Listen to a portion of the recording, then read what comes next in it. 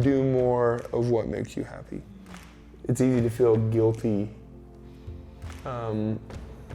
because you need to do more of, I don't know, I just think do more of what makes you happy. Like I know that sounds selfish to some people, but it might make you extremely happy to serve others, right? You know what I mean? Like, that might make you super happy. It makes me happy. Yeah. I'm not saying I'm great at it, but it makes me happy. So do more of what makes you genuinely happy.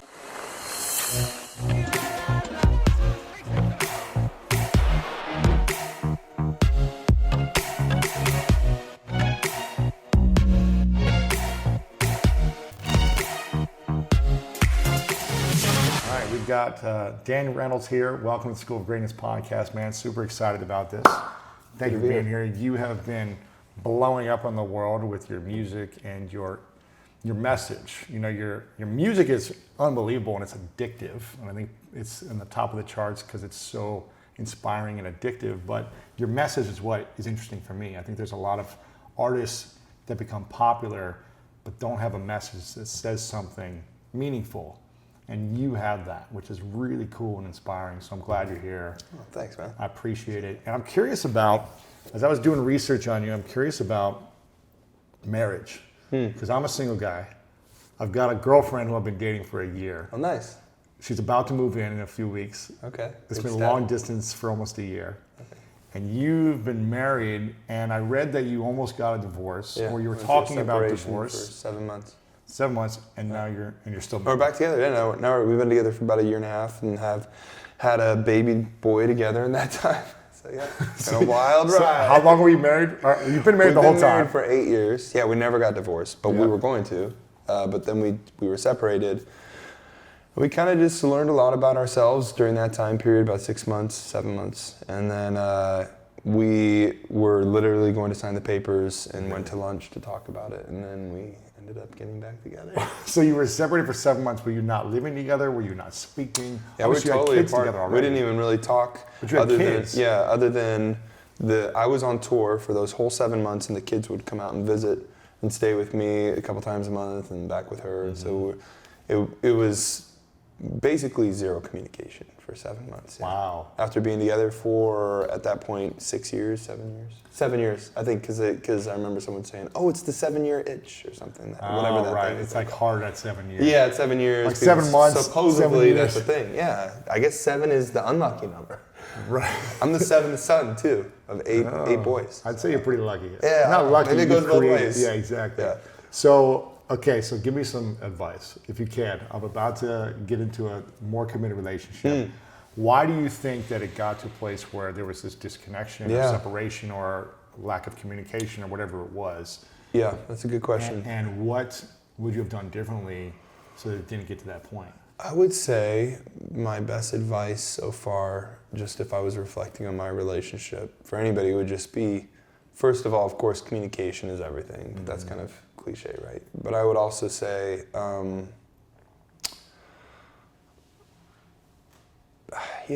me, I had a really hard time in my life knowing what I wanted. I felt like a lot of my decisions were made for me. I was raised in a really conservative family. I felt like there was this path that was kind of carved by 7 boys in front of me, and then I kind of had to follow it. They were all Eagle Scouts, and it was like, this is the Reynolds way. And I fought against that my entire life. I was like the one who was getting in trouble. I was the one who had a hard time with religion. Didn't really work for me. But I also didn't want to disappoint, and I had all these people in front of me that were so successful, and then they all got married and they all had kids. So I need to get married. I need to have kids. So every decision in my life, I made it. I was a victim of myself. Really, I was being a stupid victim. But I also at the same point was like, I feel like I've just been forced into all these things. I'm a victim of myself. So I think. Where I finally made a big turn in my life is I realized that I am free to make my own decisions, and I'm, able to actually say, well, what do I want? And am I making this decision for anyone else but for myself? So I think my first question to you would be, are you with this woman 100% just solely on the fact that you want to be? And when I say that, of course, I'm not saying somebody's holding a gun to your head saying be with her, but maybe there's pressures of I really love her now and I don't want to hurt her or let her, like, all of that aside.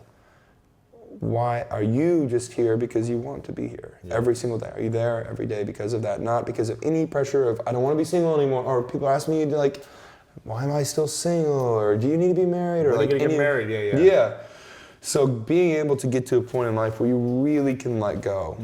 I had to get to a point where I was able to completely let go of, it's okay to disappoint people around you. It's okay to just upset everyone, even if that's whatever it takes for you to be happy. Isn't that one of the hardest things, is not letting other people down, or not disappointing other people?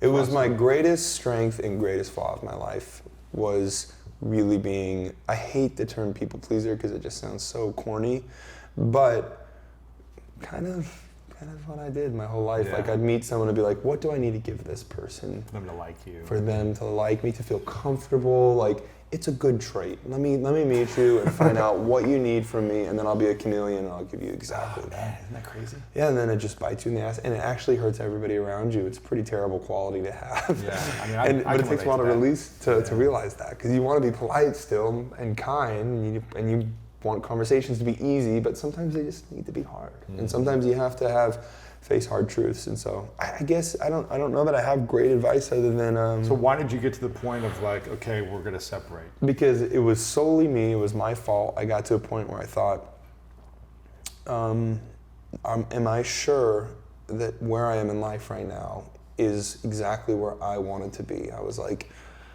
going through a faith crisis. I'd been raised Mormon, and I was like, I don't know if I believe this stuff, but I've been doing it for all these other people. Man, I'm like 30 years old, and I don't know that I can't point at any decision. Did I marry Asia because I knew I loved her, but I was like, but do I know that I want to be married? Is this like something that I want, right? Like, did I choose all? It sounds so selfish saying this out loud, but I'm trying to be really honest with you. But I felt like I was in a cage, and I felt very claustrophobic. And not because of her, she was absolutely wonderful, but because I was just a victim of feeling like I didn't have free agency my entire life, even though I totally did. You made the decisions, you proposed, you got married, you could have any time backed out, but you felt this pressure from family, from friends, or for myself, my own head. So I guess my greatest advice, it might not be a thing for you, but for me it was, I wish somebody had said to me, Dan, you don't have to do anything. You don't have to move in together. You don't have to be with us. You don't have to be at this table right now. You don't have to be nice to me. You don't have to, you don't have to do anything. Like, do you. And be honest. And it's gonna be okay. Like, you'll still have friends with the people who should be your friends. And it'll all turn out okay. And so I think that I wish somebody had just really have helped me to feel okay about doing whatever I needed to do in life or something. Did you feel a bigger sense of pressure from family during that separational period, or like? No, they all were very like, you know what? Like, they knew Dan is unpredictable and he's a rebel. An artist. He's an artist. He's just, and he's a really like, wow, what a horrible. Like, I went away and I talked to nobody because I genuinely felt like everybody thought, well, that's a shitty person, and I thought, they deserve to think that. You're right. I really was in that. I was in a really dark headspace, and I was like, I need to be free and just go be free. I don't care how many people hate me. I don't care. Wow. The hardest part for me was how much it hurt Asia. But I knew that it wasn't a choice for me at that point. I just kind of, I just had to go on a journey, I guess. Needed it, yeah. Yeah, and I almost completely lost her. I probably should have. But, she went on a journey for herself, and I went on a journey for myself. And it just worked out that we found, I for sure, and hopefully she, I can't speak for her, but found out that absolutely we wanted to be together, and do this. So you recommitted from a free choice, not a pressure. Yeah, it felt like it was like we washed it all clean, and then we came back to each other and we dated. We were like, let's go on a date. And no commitment to me or you. Like, let's just go on, and then that was fun. Let's go on a second date. Right. It was like back to square one. Wow. Like rewind 10 years previous, back to square one. That's pretty cool, man. Yeah. What was the biggest challenge you faced on tour during that time, being alone and being, I just, I could be self-destructive.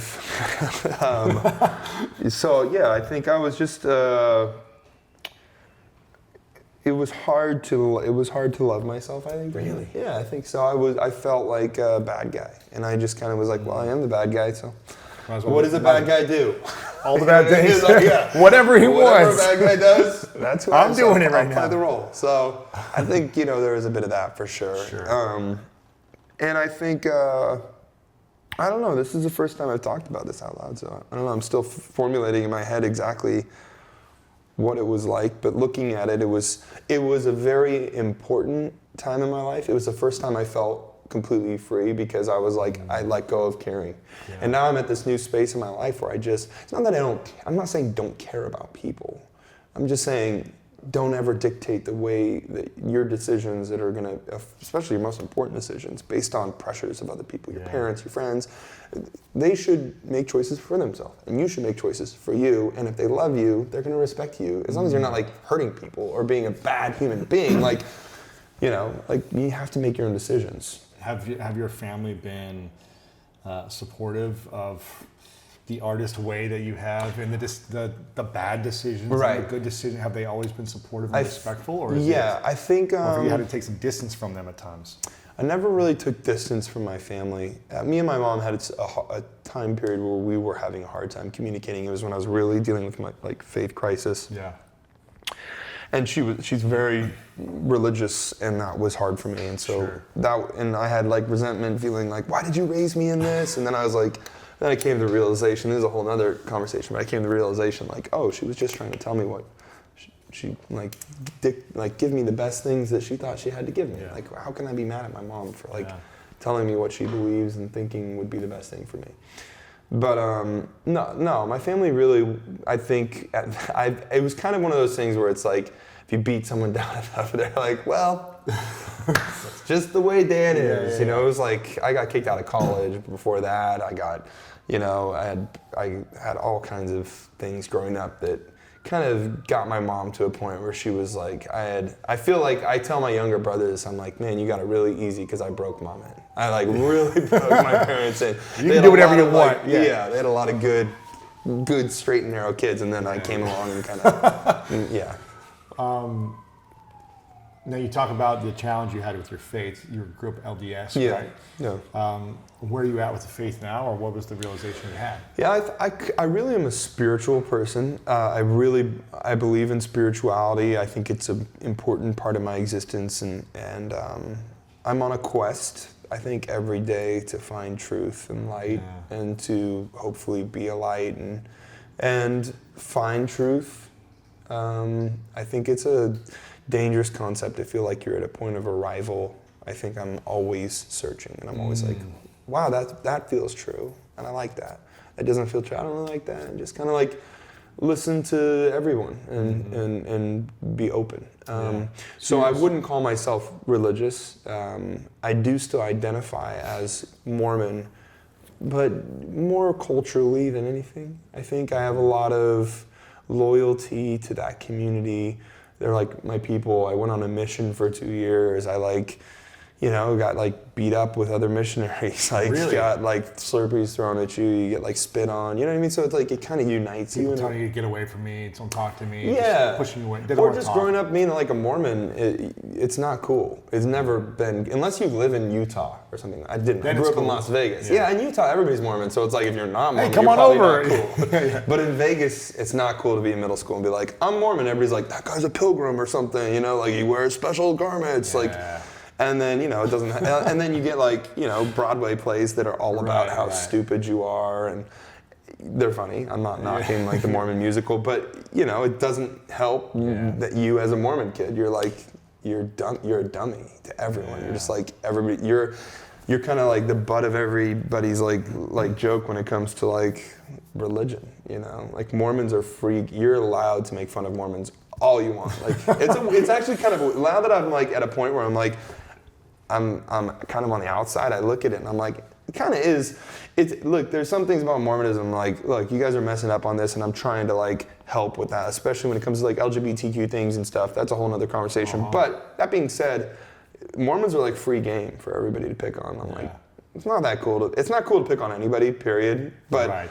especially when it comes to people's religions, I'm like, why is it okay to, like, we're not allowed to pick on this religion, but we can pick on that one, but not this one. I'm like, well, all Orthodox religions are messing things up in certain ways. So either we make fun of them all, or let's take it all off the table. Sure. It's a little like hypocritical, but whatever. Do you have a relationship with the church, or do they support you? Do they not? Because you're into. Honestly, I have no idea what the leaders of the Mormon church think about you. me. If they think I'm like a thorn in their side or something, because of I really believe in. I really firmly believe that our Orthodox religions are hurting our LGBTQ youth by telling them, "Hey, look, your most innate sense of being is flawed." What are they saying to the community? Well, it's general, I guess. just in general. I mean, that you're telling a child that they need to love a specific way.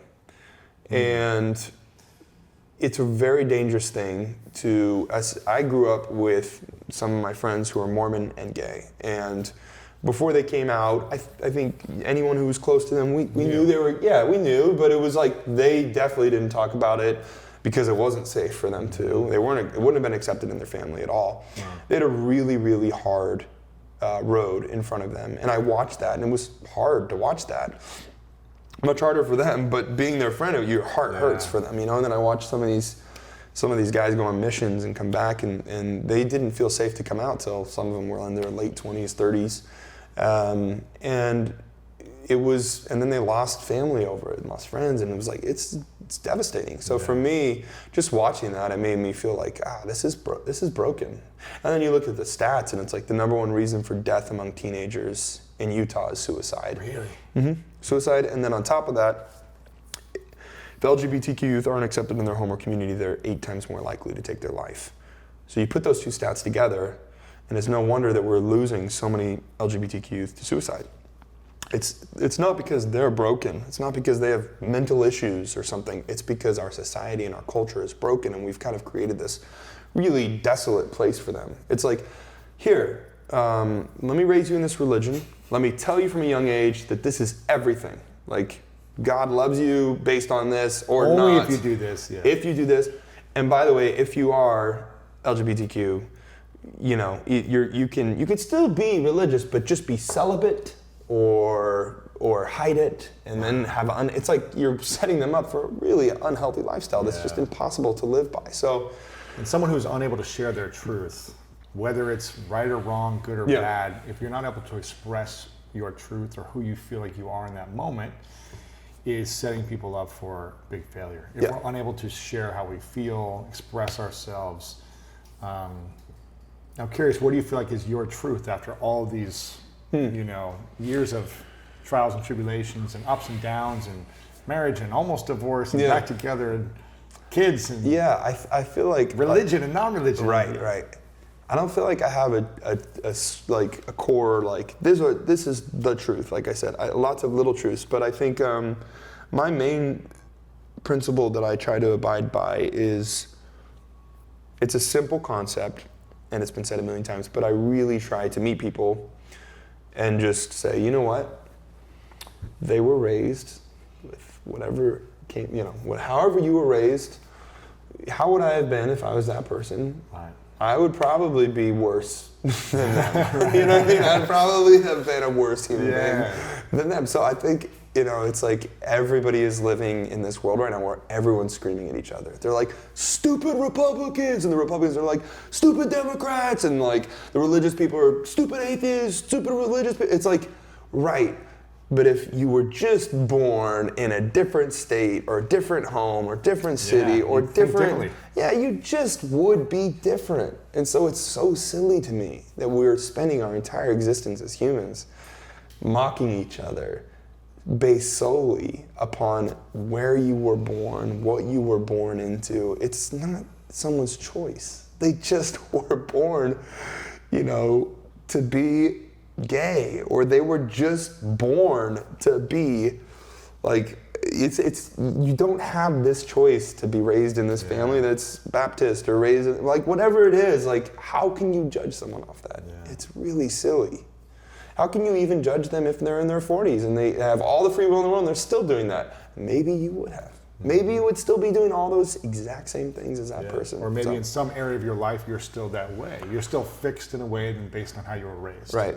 And you haven't chosen a different way. Yeah. Or a new belief. Yeah, so I guess my just true abiding principle is just to realize that and just love people. Just come at things with love and compassion.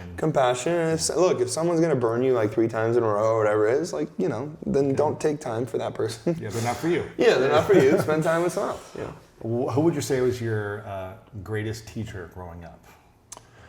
My mom and dad, for sure. My dad just quietly has worked his entire life. He still is working, and he's late 70s or something. Well, I'm sorry if I got that wrong, Dad. I think mid 70s. Yeah. He'll probably, I don't know. He's just worked his whole life. He's a quiet guy who grew up on a farm, kind of farm boy mentality, hardworking, very conservative Mormon father who just has, believed strongly in the things he believes and was a great dad and is a great dad. And my mom was very outspoken, very intelligent, very strong woman. Yeah. Could have done anything, was like the valedictorian of her college. I think has a different term for it. I don't know what it's called, but could have gone into medicine and done a lot of great things. And she decided to have 9 kids instead. And what was the greatest lesson she taught you? To love, I think. Yeah, like true empathy, true love. Like I was talking at this seminar the other day that was in Utah actually, and it was a LGBTQ summit. And we had this part where we were talking to parents, and I don't know why I'm not qualified to talk about any of these things as like a cisgender straight man, but was raised Mormon, so I could speak to that a little bit and things like that. But anyway, so I'm speaking to these people and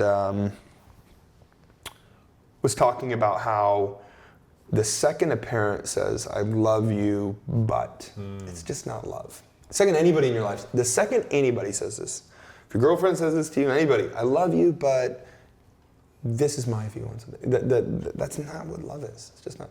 To your LGBTQ child, I love you, but religion tells me that's not love. Love is just, I love you. That's it. That's the end of the conversation. That's love. Otherwise, it's not love. And that's something my mom taught me because I was really difficult. I was a difficult child, and she just had to love you. and she loved me. There was no but at the end of it. No, I never felt but from her. She strongly wanted me to do things. She strongly wanted me to be a good Mormon boy and be an Eagle Scout and go on a Mormon mission. But she didn't force me to do it. As I get older, if you would have asked me this 2 years ago, I'd have been like, my mom forced me to go on a mission or something. As I get older, I look back and I'm like, I could have said no to any of it. She wouldn't have kicked me out. She might have been disappointed, or maybe she was disappointed. Yeah, and she was strongly emphasized things, but I had a choice, and I made my choice. Yeah. Even though there was a lot of pressure, and you felt like you wanted to please your mom, that was more a reflection of you than her. Yes. Good point. Right. Yep. Yeah. I mean, I can relate to that. What you started opening up about seeing therapists or therapy and depression, and some people might say, man, you were at the top of the world. You were like the biggest artist. Right. #1 hit songs for, 1,000 weeks in a row, whatever it is. Like you're touring the world, sold out arenas. How could someone like that ever feel depressed or ever feel lonely or insecure when they have everything that I could imagine wanting myself? Yeah, I think it's a really redundant thing. It feels like to say this, but I'm just going to say it because it's a real big truth for me. Happiness does not come from achievements. It just doesn't. It doesn't. I won't say happiness doesn't come from some money. There's like I will threshold. Say this. Yeah, there's like once you make $50,000 a year, you're like, okay, you have enough money to do the things you want to do. For the most part, like buy that little thing you've always wanted to buy, like your bike that you want to go mountain biking with, have your house or have an apartment, have food, like those things, absolutely. Anybody who tells me money doesn't make you happy, I call BS on that. Because I've been so broke when my wife and I got married, we were totally broke musicians, both of us living in a one-bedroom studio apartment that we barely could afford. In Vegas or where we go? In LA, actually, in Hollywood. Because we were trying to break into the scene, so we both... What year is this? This is 2009. So 10 years ago. Yeah. Wow. Yeah, something like that. 2009. With a baby sleeping in the closet and no medical insurance, and like it was a really, scary time for us. But we were happy, but we were very stressed.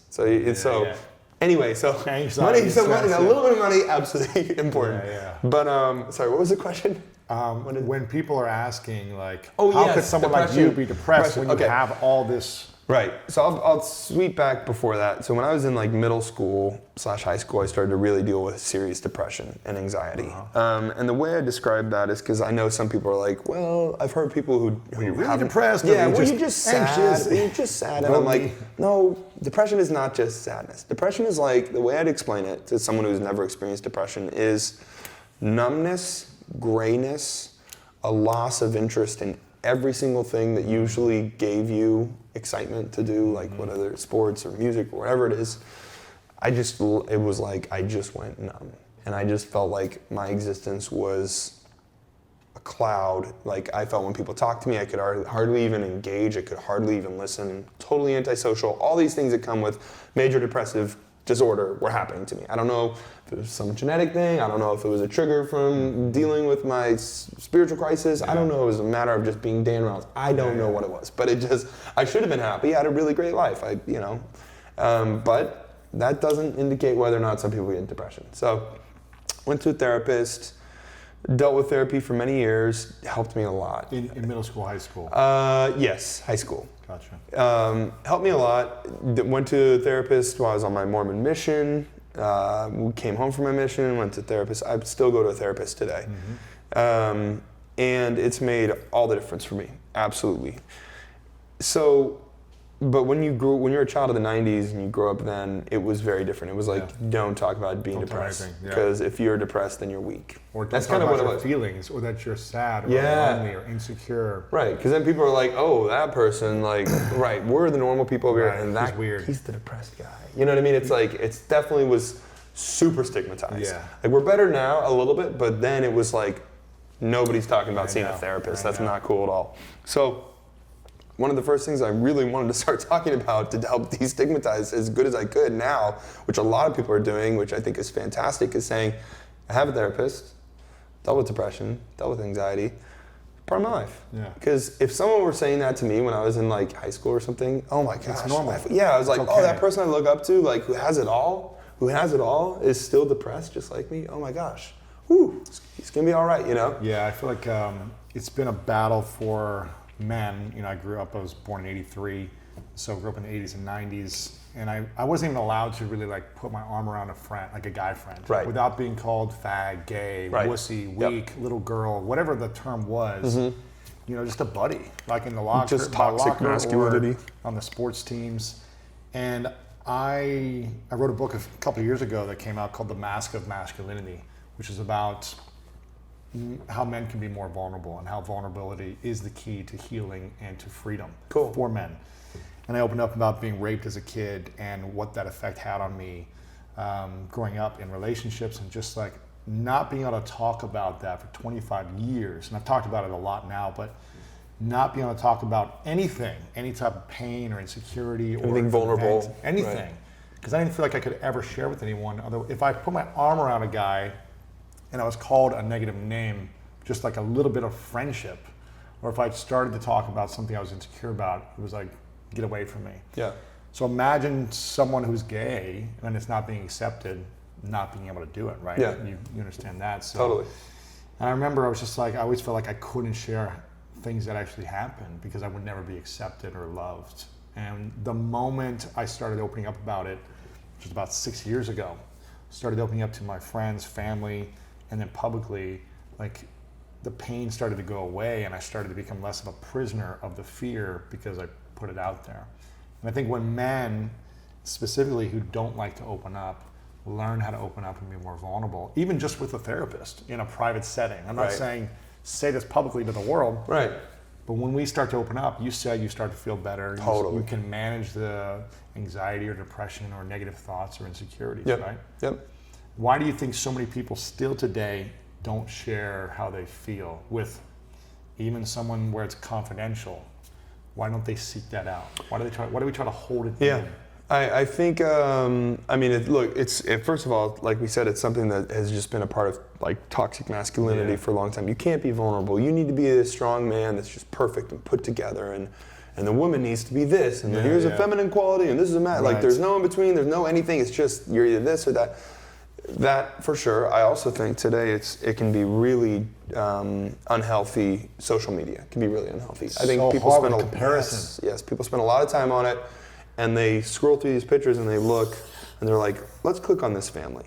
Wow, they look beautiful in every picture.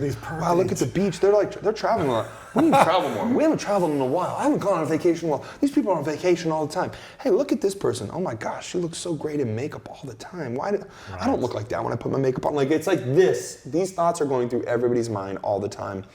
And that creates this real false narrative that there are people out there that if you just could be, they're just great. They're fantastic. They wake up every day and they're like, hell yeah, this is great. I love myself. I look so good. I'm going to go on a vacation every day. Like, it's no, that doesn't exist. It doesn't exist. And then people get into this dangerous thing where they're like, if I get that, then this. And then you get that, and let me tell you what happens when you get that. Oh, wait. If I get that, then this. If I get that, and it just goes on nonstop, you never feel fulfilled. It's not even that it's enough. It's not even like there's a tank and you're filling it a little bit. It's actually this tank stays at zero. It's literally the bowl. It's emptier and emptier. You're still climbing. If you're looking for achievements, now don't get me wrong, it feels incredibly great when you're like working for some like job and you get that job that you've always wanted. Like, yes, absolutely. But that's not what happiness is. It's a moment of that. Yes. Then you got the rest of your life to be happy and choose it. Yes. Oh, now I need that promotion. I really don't like this job until I get that promotion. You know, it's always, it's a endless rat race. Do you feel like it's amplified for artists who are on massive stages with the pressure? He was just talking about that he was a photographer for a big artist, I won't say her name, but stopped working with her, and just the toxicity of the industry, of the jealousy and the competition and the pressure to. I remember interviewing Steve Aoki, and I was like, "What's your biggest fear?" And this was at like the height a couple of years ago of his documentary, and just like tour every night of the year. And he goes, "Staying relevant was his biggest fear." That he shared on the podcast. He's a really nice guy. Super nice guy. But he's like, the fear of like just being relevant. Are people gonna want to listen to my stuff like in a week, in a month, in a year? Are people still gonna like my music? Is it still interesting for people? Yeah, it can be the pressure of like once you're up there, it's almost more pressure to stay and get bigger, not decline. Right? Oh yeah, for sure. The saddest part to me of the industry is these are a bunch of artists that are sharing. The whole point of artistry is you're sharing a really vulnerable part of you. You're like, let me tell you all what I write in my journal at night. That's basically what it is. It's like, here's my journal. These are the things I'm writing. By the way, let me go to the rooftop and say it to everybody. And so the second that becomes a competition of like, oh, this person's journal, and especially when people are like, it's not subjective. It is completely subjective. People like it or not. Whose journal do you want to listen to? That's going to be a subjective thing. Whose journal's better than other people? That's going to be a subjective thing. Yeah. So the second artists and then when artists are turning on each other, it makes me sad. That is something about the industry, and I watch people just get torn apart because they'll express their most heartfelt thing, and then it just is people will just eat it out. And they just criticize it, they'll judge it, they're like, this guy sucks, this girl's no good, whatever. And it's just like you pour your heart out. This is cooler, this is not as cool. Do you believe there's a lot of great art and songs and movies that have stemmed from an emotional pain or suffering seeming, where people talk about their pain and it becomes this beautiful hit where people relate to it, it's a #1 bestseller, whatever. Do you believe it's more powerful to create from a place of pain or love? That's a great question. And which one is more sustainable? Well, I would say I've definitely written a lot more from pain than love. I had written very few love songs. So I don't know that I'm the best person to ask this question to, because I don't have I have a really hard time writing a love song without feeling like, oh, this just doesn't feel right. It's not authentic or real. real. It's just like I'm not gonna write a song just to write a song. So don't get me wrong, I've written a few love songs, but if I were to put it on paper, it's like 90% of Imagine Dragons songs are like pain. Yeah. And they're epic though. You're like, yeah. There's like 5% of like just I'm completely happy, like bliss. Yeah, like on top of the world. Life or something. Where I just felt great. And then there's like the 5% of love songs. But so for me, I remember I was talking with one of my friends the other day, and he was telling me that he was having a really hard time writing. And I was asking him why, and he said, well, because I'm really happy. Oh, man. So I'm just really happy. And so all the songs he was churning out, he felt like he was reaching for something. You know, I'm not saying you can't write a song when you're really happy, but maybe it's more just like in a peaceful state. I don't know that art, it does exist, and some people are in like total Zen mode, probably writing great songs and poetry and stuff, but I would think that most art comes from pain. If I'm just guessing, I guess most art comes from a place of insecurity, pain, hurt, questioning, and then love is maybe second, on the list. I don't know. That's just what I listen to. So maybe I'm just, it's just a product of what I choose to listen to. Sure. No. What is your greatest fear? Well, if I were to say my greatest fear on just a level, like, I think there's like two levels of fear. Sure. There's fears that are like the common, like spiders or something, and then there's the fears that are like deep fears. Yes. So on the common fears, I would say I'm very claustrophobic. Yeah. I don't want to get stuck in an elevator or in a coffin. That for me is like, oh man.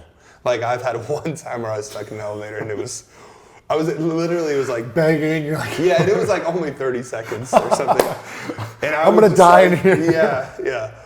Yeah, it was intense. I can't even talk about it without getting chills. But so that would be like the trite fear. But a deep fear for me is losing people I love, for sure. That I know that a lot of people say that, but for me, that authentically, I've lost quite a few, maybe an unusual amount of friends over the years. To drug abuse, to suicide, or cancer. Those three things. Those seem to be just a prevalent source of they're just like these demons that are lurking over all my friends and family throughout the years. I said this to, I don't know if you know Lindsay Sterling. Yeah. But she's LDS. The violin player, yeah. Yeah. She was on about a year ago, and she had some deaths in her family and her life. And I was talking to her about it. I was like, you know what? One of my fears is I've met so many people, just like you, or I've interviewed so many people. I've become friends with people. I've had so many friends in sports and business and all walks of life. And not many people have died. Right. And I don't know what it's going to be like losing someone. Like eventually I'm going to die or they're going to die. Right. And if I'm alive, someone's going to die at some point. Yeah. How do you handle grieving death of someone who's close, or even maybe not that close, but just people you interact with and are friends with? I wish I knew the answer. I'm going really through something right now where I'm really trying to make peace with that. I'm like frantically searching for some set of peace, some way to make peace with the people I've lost. I like just started reading this book, Proof of Heaven. I'm like, you know what I mean? I'm like, I'm looking for someone, please tell me. Yeah. But I think that's an important part of life, because otherwise I was just stagnant, kind of. I was just like, we're gonna live, and then you're like, I'm gonna live forever. You're not thinking that it's going to get to a point in your life, a tipping point, where you're gonna start to lose people around you. Whether it's you get older and it's just heart attacks and things like that, or if you make friends with a lot of people who apparently, have whatever it's drugs or whatever it is. Like me, I've lost quite a few friends to that. So. What do you do about it? I don't have a great answer for it other than I just choose to believe that I'm going to see them again. I know a lot of people are like, there's a lot of atheists who are like, why choose to believe in BS? And I went through a phase actually where I was really at that point. I was very like angry about religious people and very angry towards anyone who believed in it. I was like, just what? You know what? It's funny because I turned into the person. It was one of the first people I met on my mission. Walked up to me and said, he was like, "Look at you, this missionary." He was like, "I just want to tell you, kid, religion is for weak people." Oh, so your first day. First day. You're like at 19. Religion. Yeah, you're on the street like, "Hello, I'm Elder Reynolds. Can I teach you about Church of Jesus Christ, Latter-day Saints?" And this guy just looked at me and said, "Religion is for weak people." And I was just like, dagger. Oh. He's like, just people who can't handle the truth. So I went through this phase where I was like, you know what? All these people like making up these things just because they can't face the harsh reality of life. You're gonna live and then you're gonna die. You're gonna be nothing. You're just nothingness in this screen. Like I definitely went through that phase, and I'm not knocking on people who are there because it's just as possible that that's the truth as something else. Like what I have a problem with is when people tell me I know it's this. That's you don't know. Yeah, that's what bothers me. Either way, no one knows. I'm just as bothered by the atheist telling me that they know as I am as the Mormon telling me they know. Like, I don't want anybody to tell me they know as a fact. Let's just all settle on the fact that we don't know 100%. Yes. But anyway, so sorry, what was the question again? I get so. How do you handle it? Oh, so how do you handle it? Oh yeah, so I went through that phase, and now I'm at a place where I've had one experience that I can really look to that I was like, I don't know how to explain that, and it gives me a little bit of hope in a cool way that I always wanted. My whole life I was like, God, if you're like, I would pray every day. I'm like, God, as a Mormon kid, like, God, give me what is going on with my family. They all believe in this thing because I guess you're answering their prayers, but you're certainly not answering my prayers. Like, just wiggle my bed or just do turn the lights on or something. And relentlessly I prayed for that. Nothing. And then, you're always taught at church, it's like, well, the miracle seekers never get the miracle. I'm like, well, what the hell? Am I like supposed to not want an answer then and then I get the answer? Like, you just can't win, Sure. So, but now I'm in a place where I've had certain things happen where I feel a closeness to some people who have passed. And some people can call it emotion, whatever, and that might be the truth. But for me, I feel like there's something more. And I tell my daughter that, I tell my kids that, So let me just tell you about all my problems. Is what I'm trying to tell you. Let me complain. So the biggest things, the things that I'm most passionate about are the LGBTQ community because of the reasons I explained. Yeah. Obviously, religion and talk of those things are important to me, and it's just interesting to me. I really like to talk about that. Aliens, I like aliens a lot. I get into that with you later, but sure. Another interview. yeah. Mental health is important to me because of the reason I explained, and then physical health is actually super important to me. Yeah, because you dealt with something. Yes. So I was diagnosed with 2 diseases in my 20s: ulcerative colitis and ankylosing spondylitis, which are both autoimmune diseases. But I was undiagnosed for many years, which is super frustrating. Anybody who has some magical thing going on that's horrible to their body and nobody knows what it is, and you're seeing the doctors who are supposed to know, and they either don't know or they have crazy egos and they pretend to know, which is even worse. Yeah, they're like, oh, that doctor, you went and saw blah, blah, blah, no wonder you didn't get an answer. He's really stupid. I could tell you what it is. It's sciatica. And I was having all these crazy back issues that came out of nowhere. No point of injury, didn't do anything. It just, suddenly I was just having extreme back pain in my SI joints, just like unexplained back pain. Lots of morning stiffness, couldn't sleep at night. And it was right when the band was just starting to break. So it was like, I couldn't perform. So I was like, oh, great. I worked so hard for this my entire life and now it's just gonna fall apart. Wow. So finally I went, after a couple years, to a rheumatologist, which I wish I had done earlier. And I was diagnosed with ankylosing spondylitis, got treatment for it, changed my whole life. Wow. Now I'm able to do all the things I want, live a great, healthy, wonderful life. So that's my last thing that I'm really, really focused on right now, which is I'm part of this campaign called, if you go to monsterpainandtheas.com, you can take a 3-minute quiz and find out relatively, if it's possible, it sounds like that you have AS. And then it'll refer you to a rheumatologist in your area. If I would have had that, it would have literally years of pain changed. So for me, I really am frustrated that there's a disease that millions of people have and that millions of people probably have right now that's undiagnosed, and they're just living with it and going to doctors just like me who don't know what ankylosing spondylitis is. I understand it's a mouthful, but it's actually a pretty common disease. So we need to make it mainstream, and this campaign is searching to do that. So for people that maybe feel like they have something going on in their immunity or their system, go to this place to take the quiz to see if this If you're having unexplained back pain, period. If you have unexplained back pain, go to Monster. It cannot serve you wrong to go to monsterpainandtheas.com. Literally, it's like a 2-minute quiz. It took me like 2 seconds to do. It's like there's certain indicators that show, okay, this isn't like a point of back injury. This is actually more likely an autoimmune thing or an inflammatory thing. And it'll tell you whether or not and the next steps of what to do. And they'll find a rheumatologist for you right in your area. It's literally, it's just I just wish I had it available to me. Yeah. So, or if you hear a friend who says, I always got this back pain, totally tell them to go to the loo. Absolutely. And it manifests itself different in other people. Some people it's in their neck, some people it's in their ankles. So if you have unexplained inflammatory pain in your body, go there. Might as well. It takes a couple minutes. You said you moved out here roughly around 2009. Yeah. It's the end of 2019. I live back in Vegas now. I was here for a while. Yes. Back in Vegas, yeah. But you moved out here to kind of start your career in 2009. Is that fair to say? Yeah. So it's been a decade of you on the journey of pursuing this career, this dream, blowing up, and being where you're at now. Has been a decade, and we're about to start a new decade, 2020. Right.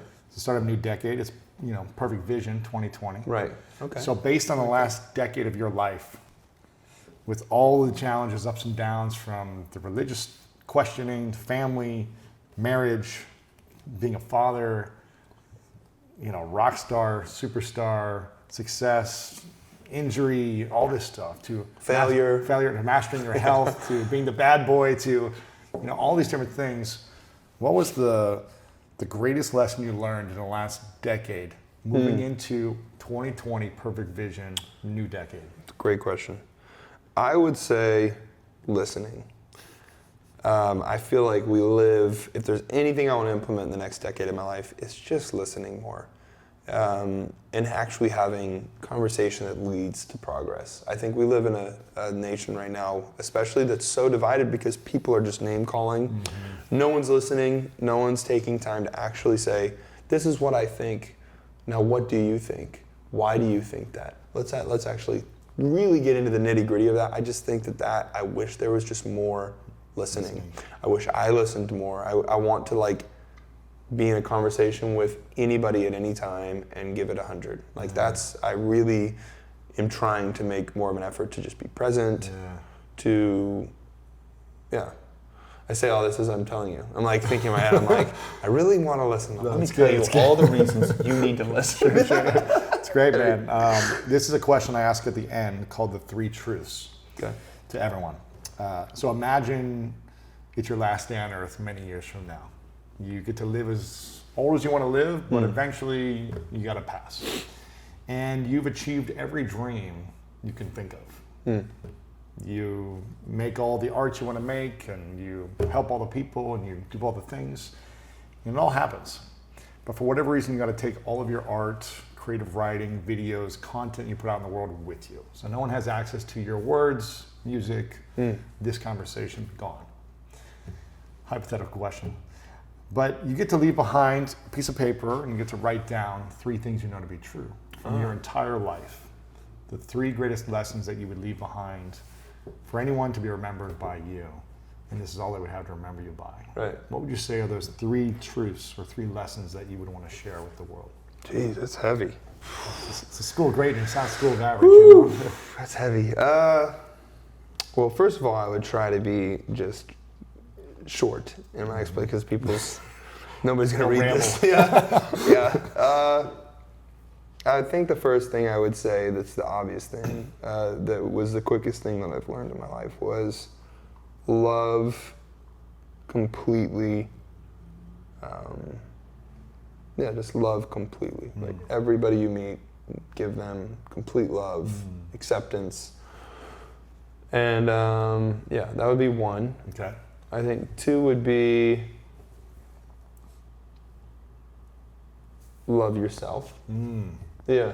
I think that sounds like it'd be covered in 1, but I think I'd reiterate it in 2 because it just needs to be said. I have had a really hard time coming to terms with myself, loving myself. I think that's really, really important to love yourself.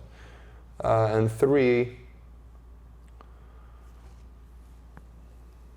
do more of what makes you happy. Yeah. I think it's easy to feel guilty because you need to do more of, I don't know, I just think do more of what makes you happy. I know that sounds selfish to some people, but it might make you extremely happy to serve others, right? You know what I mean? That might make you super happy. It makes me happy. Yeah. I'm not saying I'm great at it, but it makes me happy. So do more of what makes you genuinely happy. Yeah. Maybe I'd throw in genuinely, because it's like, it's going to take you a little bit to learn actually what makes you happy. Right. You might think it's just eating like Eggo McMuffins every day or whatever those are. Eggo McMuffins, that's how to think. Hot Eggo Pockets. muffins. Eggo muffins. Lego waffles? McMuffins. That sounds like a great product. Eggo muffins. I like yes. Eggo That's where I was muffins. lost. Sorry.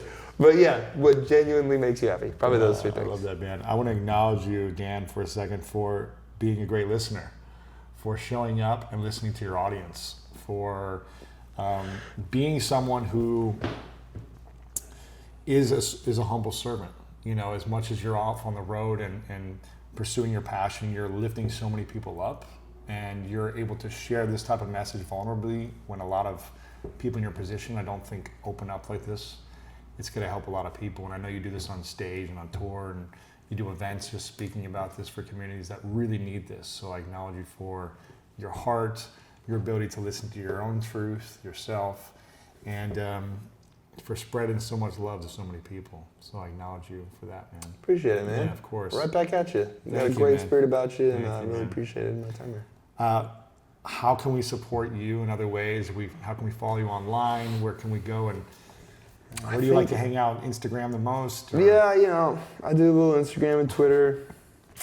I don't know, that's just Dan Reynolds, I think, for both. With your tours coming up? Yeah, we're going to be off the road for a little bit. Don't have to worry about that. I feel like the world has had enough of Imagine Dragons for a little bit. You can take a break from that. You can go to loveloudfest.com if you want to look at the LGBTQ festival we put on every year. We've raised good money for great charities. Great team of people. Is that Salt Lake or is that? It's around Utah. Sometimes we do Salt Lake, sometimes more in like the southern Utah area. And monsterpainandAS.com if your back's hurting you. Like, that's it, man. Yeah, I think just check it out. Check in on your health and be good to yourself. Listen to this guy. He sounds like he knows what he's doing. He's got a good heart. So Love it, man. The last question is, what's your definition of greatness? Definition of greatness.